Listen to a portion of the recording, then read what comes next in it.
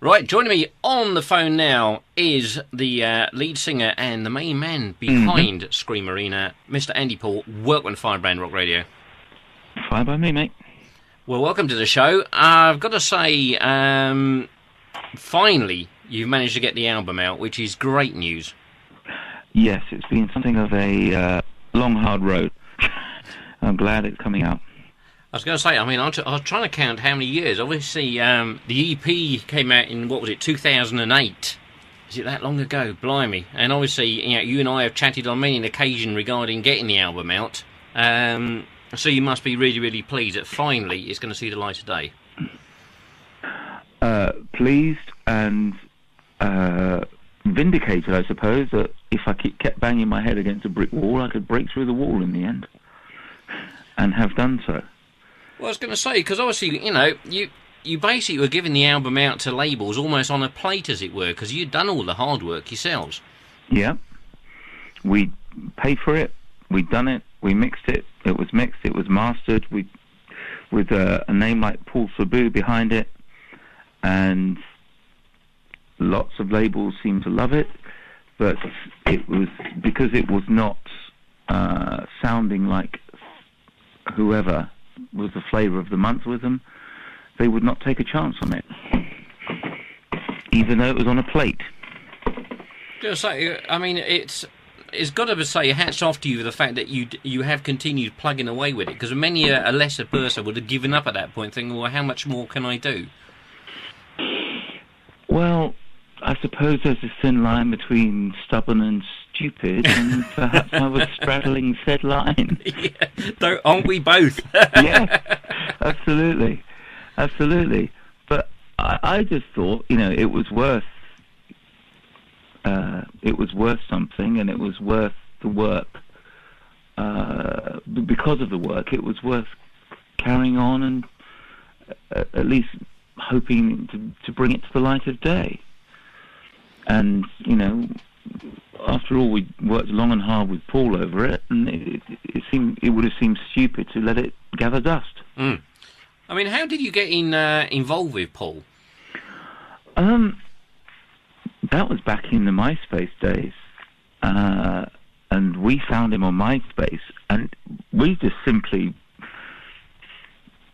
asked him to be friends, in inverted commas, and he came to us and said he just really liked the songs. He said it was nice to hear a band who could write songs. And it started simply from a conversation like that. And obviously it was Paul who was behind you doing the cover of Heartbreak Hotel. Yes, it was. Was there a particular reason he chose that track? Out of probably, how many millions of other tracks you could have covered? Well, initially he suggested a track. I'll back up a sec. He talked about a cover as a means to getting onto classic rock radio and so on in America. Right. And being a bunch of English boys, we thought, Who, Zeppelin, Stones, something like that. You can imagine, can't you? But he suggested something by a band called Paul Revere and the Raiders from about 1865 or whatever it was. We did not have a clue, and then went and listened to it, and I was ready to throw my dummy out of the pram at that point. And then he said, well, what about Heartbreak Hotel by Elvis Presley? And I will be honest, and if you spoke to Paul, he'd probably agreed, I had set myself dead against any kind of cover by that point. Right. And he sort of had a chat with me and persuaded me, and I thought to myself, well, this guy has been around, he knows what goes on in the industry. If we don't learn from him, and if I don't learn from him, I'm an idiot. So let's go with it. And Heartbreak Hotel it was. And I think it kind of works.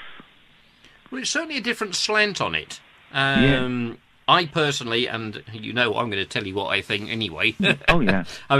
I do personally like it, but as you know, I've been a big fan of the band since the EP came out. Thank you, yeah, In fact, I probably appreciate just that. before the EP came out, because we're going back to MySpace days. Christ, it seems a lifetime ago that we sort of got to know each other and sort of started talking about the band and what have you. Yeah. I mean, in the cyber world, it is a lifetime ago. Yeah, there's an awful lot of bullshit has gone up and down the screen since then. Yes, absolutely.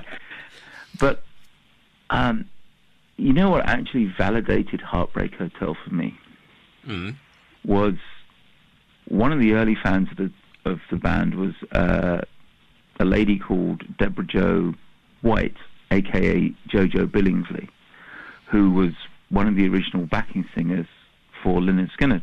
Right.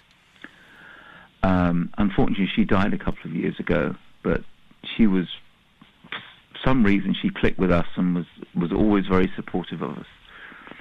Anyway, she listened to it, Heartbreak Hotel, and she informed us that she had known one of the people who was credited as a writer on it, Mae Axton, I think, and she said to us that she would have approved of it.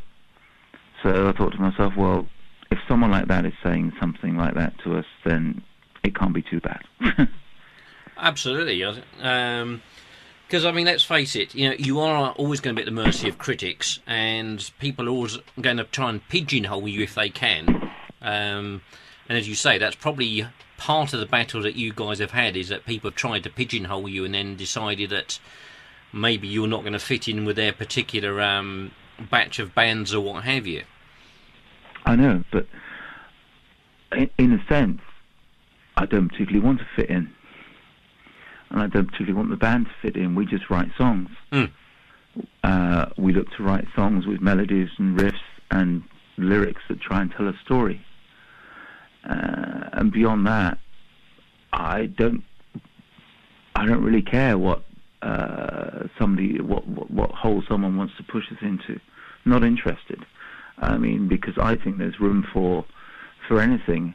I mean, one of my favourite bands has always been and remains is Queen, and you listen to them and think, well, they could do exactly what the hell they liked, and they did from day one. Absolutely. And what's wrong with just writing a song and if it's a good song is a good song.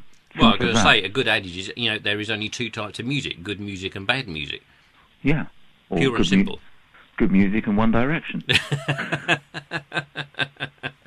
Oh, that gets me, that's going to get my butt kicked by lots of little girls around the world. Oh dear, how sad, never mind. But in the end, it's about writing a song. And if somebody wants me to write to order or to write to some quite narrow view of things, well, they and I are going to have a serious difference of opinion, which will end up, or will start with me prefacing a sentence with all due respect, and it goes downhill from there on in. See, that's probably why you and I get on so well, because you are very much in my vein. You tell it exactly like it is, which is probably why I like you so much. Yeah, well, likewise. But yeah, I mean, tell it how I feel it is. The other day, I had somebody asking me, how do I feel about downloading? And my response was, well, if it's illegal free downloading, then it's stealing. And if people don't like that, well, lump it. Because my view is, if we've worked hard on a song and so on, and spent time and money in the studio and obviously in rehearsal rooms and so on, and then someone thinks they're entitled to take it for nothing, who gave them that entitlement? Who gave them the right to take something for nothing? Well, this is something I brought up when I was chatting, doing the interview with John Wetton, because we were talking about illegal downloading, and the problem is a lot of young people, for whatever reason, and you could probably pick a million reasons, have got this idea in their head that there is nothing wrong with it. They can't see the fact that they're actually stealing somebody's work. Well, my answer to them is, on their first job, first couple of weeks in their job, how would they feel if they went in and their boss said to them, right, on Thursday this week, you're going to do a full 12-hour day, and you're not going to be paid for it. Absolutely. How would they feel? They would not be impressed, would they? Well, they wouldn't, no. I mean, it's an awkward one, what you do regarding downloading. I mean, I know some bands are taking the approach of going down the likes of, say, Bandcamp or whatever to try and sell their product. But when you've got people who, and we know well-known sites, who get promo copies, which obviously people like Samir and reviewers get, and then promptly put them onto illegal download sites even before they're released to the general public. And you've got to ask yourself, what on earth are they thinking? Well, quite frankly, I mean, you referred earlier to the EP. And it was being used more as a demo than anything else. Right. And a publication from Poland, no names, no pack drill, they contacted us and asked for a copy to review. Of course, yeah, sent it over, and all of it, and it was the only media outlet in Eastern Europe that we had dealt with. And 2 weeks later, the EP is up on Russian torrent sites. Doesn't take much working out, does it? Yeah, so I actually contacted some of these Russian torrent sites and told them, take this stuff down. And one of them said to me, you shut up, otherwise you'll be in trouble. To which my response was, fornicate off. And they actually threatened me with a beating. Incredible. Absolutely incredible. I know, I'm still waiting. Going back to the EP, one thing I was going to ask you. Obviously there's 4 tracks on the EP, but only 3 of them have made it over to the new album. Was there any particular reason you left off, obviously, Goodnight LA?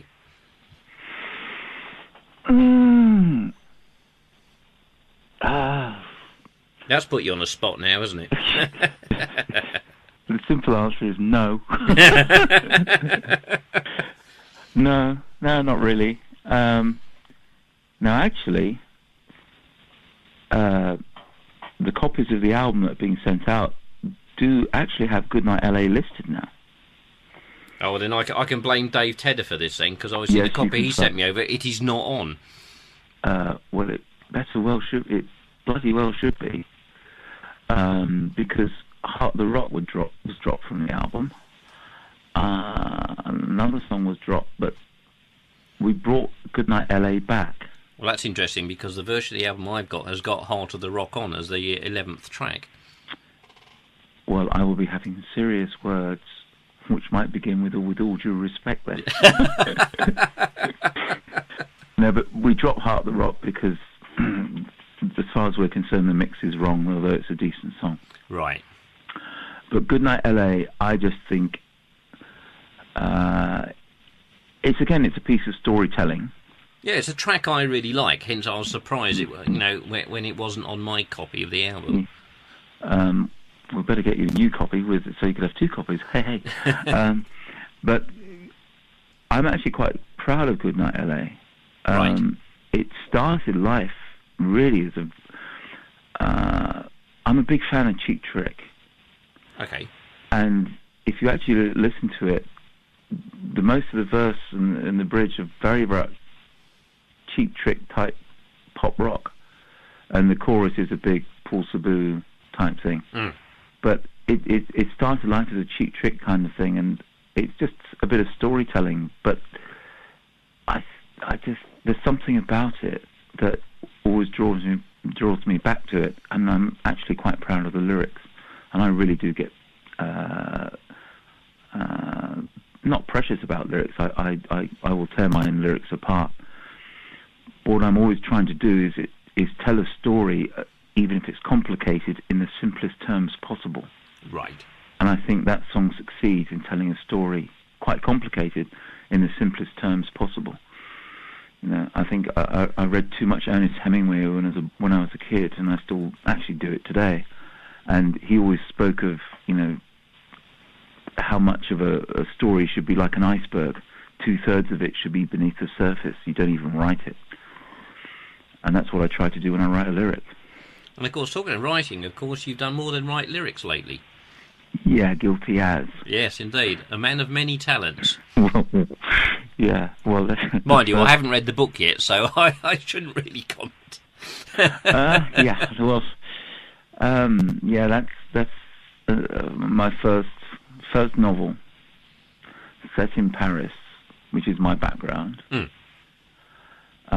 It's set in Paris under the German occupation, and then in Paris in the late 80s, early 90s.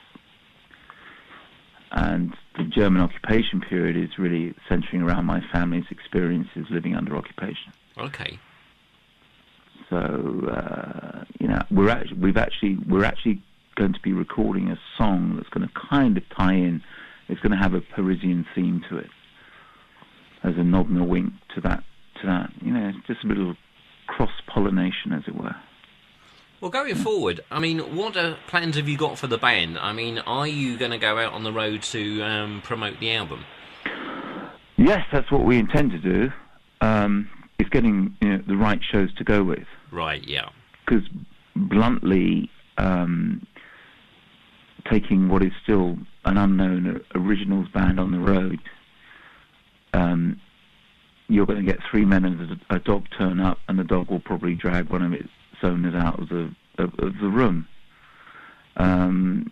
You've got to be sensible. And but yes, we're kind of sort of looking at a couple of bands from Sweden specifically who are coming over later in the year, and they're sort of... More Scandinavian bands. That's all we have is Scandinavian bands, as I keep mentioning every week on the show. Not that I'm complaining by any stretch of the imagination, but it's almost like a conveyor belt of talent coming out of Scandinavia. I think there is. It's unbelievable. I think it's fantastic, and a lot of bands here could do worse than actually listen to some of these people. Because the truth to tell, Dan, is that if people actually listen to bands like Europe and all those sort of guys, they drew their influences from English sources or British sources, and yet a lot of our bands ignore the roots and then try and it comes across as a little bit not quite genuine somehow. Or they try and copy, shall we say, not from a size of band, but should we say some of the lesser talented American bands they try and copy. Yeah. And come across as sort of a poor second-hand version, unfortunately. Yeah, I mean, there were some amazing bands coming out of the States, but a lot of these guys were just phenomenal players. George Lynch, Jakey Lee, and all these guys, and they set standards that if you can get halfway there, you're doing all right. And a lot of people don't seem to do that anymore. I mean, we spent a year and a half, 2 years writing material before even taking the band out live.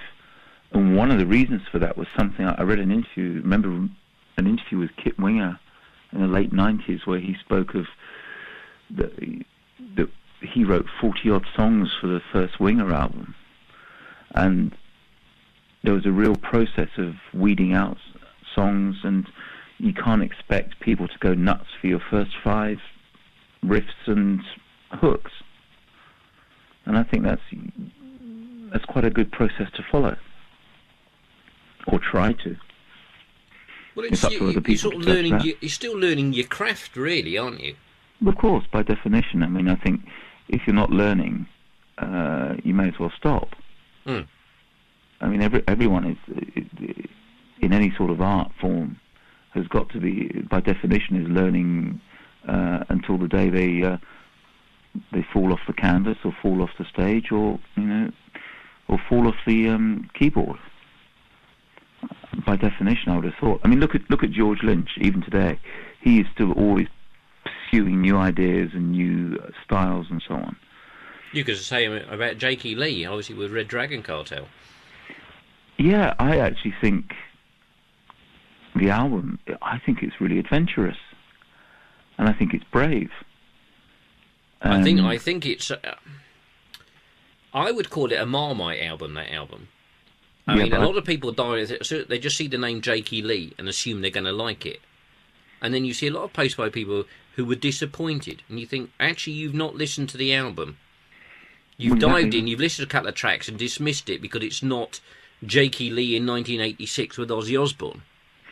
Well, yeah, I mean, if they actually stopped and thought about it,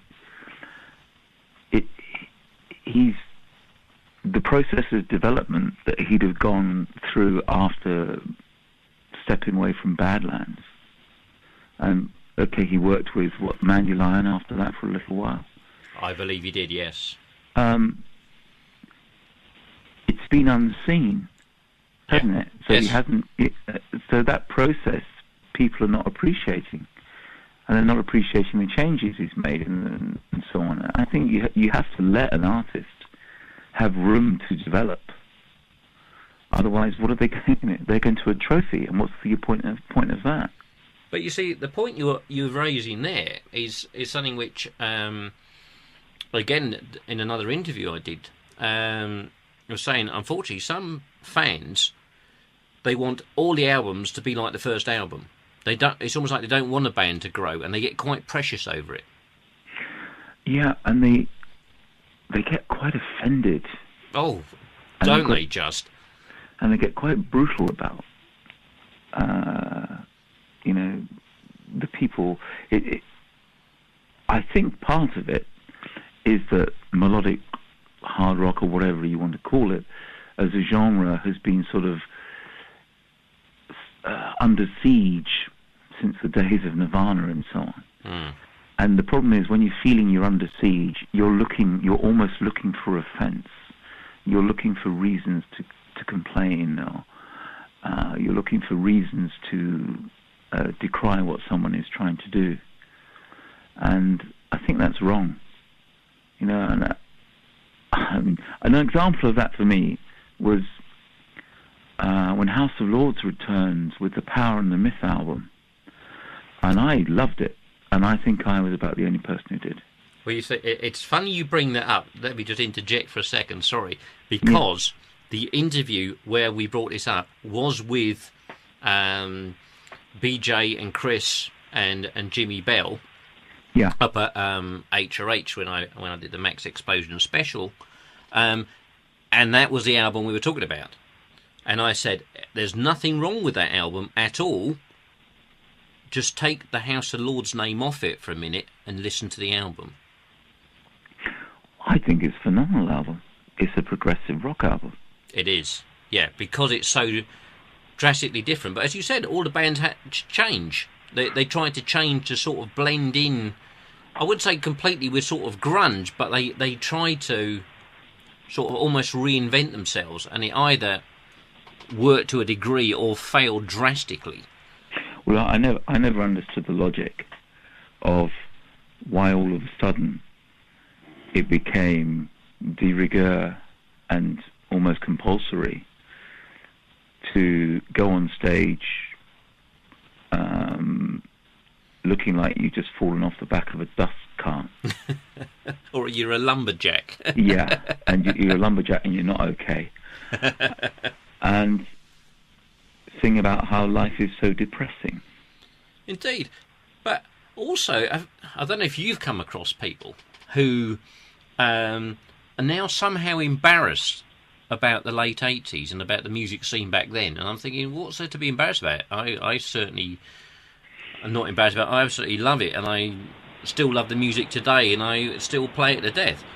Well, the thing is, I mean, the insult, it's used as a form of insult. It's hair metal. Which is it's a phrase I absolutely detest. I detest, but I think to myself, frankly, better hair metal than shaven head and more chins in the Hong Kong telephone directory. I'm sorry. I mean, go on stage looking like, I mean, there are guys going on stage who look like they're they'll barely make it off alive because they're so, so we say, challenged in the weight department, and they've made no effort to look after themselves. And I think you owe a responsibility to an audience to, put on a bit of a show. Yeah, I totally agree. I don't believe that I've got the right to stand up there and pontificate about the state of the planet. Or, was it David Lee Roth said, if you want to send a message, use Western Union? Yeah. And plus, the other great quote of his I always like, as anyone who says money can't buy you happiness is in the wrong supermarket. Well, yeah. What a fantastic quote. Yeah, guy's a genius. I mean, he captures it brilliantly. But I do think that there's too many people sitting around pontificating about rock music and how it should be. And let's face it, grunge and all that sort of stuff was the revenge of the nerd. It was the revenge of the class geek. It was the revenge of the person who was always whinging about something. I mean, honestly, can people growing up in the Western world, born in the 60s, the 70s and the 80s, really have much to complain about? Well, no, not really at all. I don't know if you saw that BBC rock documentary last year, which was a bit hit and miss in my mind. But they were banging on about the likes of Motley Crue and Quiet Riot and all the likes, and they were really sort of digging into the lyrics and what have you. Say, how can they make such light of everything? I think, well, you're kind of missing the point. Yeah. I mean, how can you make it was escapism, pure and simple. But also, I mean, to be fair, the Crew were capable of decent storytelling. One of their best ever songs, "On With the Show," tells a great story. I mean, rather that and a sense of adventure, and looking at the world through open eyes and with an open mind and an open heart, as opposed to, gosh, life is really depressing.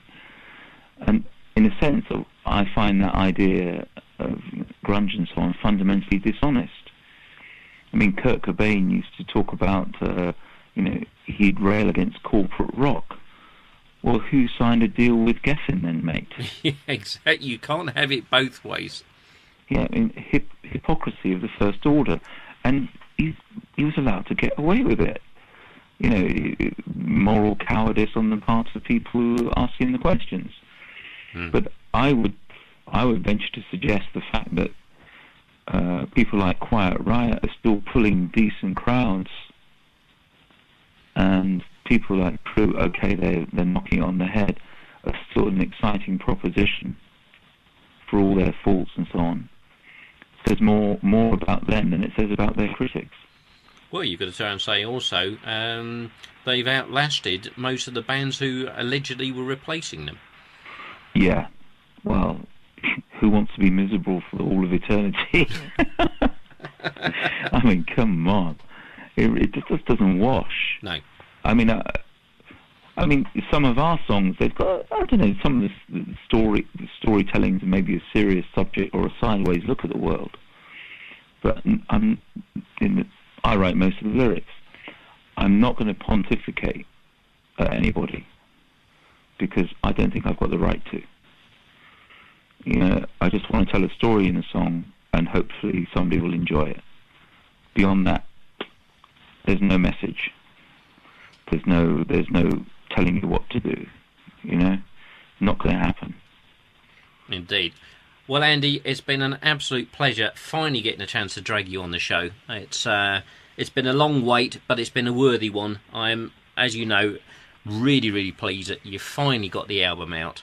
And all the effort's been worthwhile. And all I can say is really, I hope that you guys have at least, a reasonable amount of, shall we say, respect for the album and success with it. Well, I think it may turn tin in Peru. But, I'm just... success is all relative. And people such as yourself have been supporters of us all the way. make it worthwhile, as far as I'm concerned. And just grateful and hope that people enjoy what they hear and get the chance to see us live. Come and see us. We put on a show. Somebody said to me that live we're like Dokken meets Van Halen, and I think, well, that's all right. I'll stick with that. Absolutely. And make no apologies for that. And the hair's ridiculous. The trousers are probably equally ridiculous. But I really don't care. Andy, it's been an absolute pleasure and treat, mate. You look after yourselves, and I'll speak to you soon. Okay, Dan. Take care. See you then. Bye.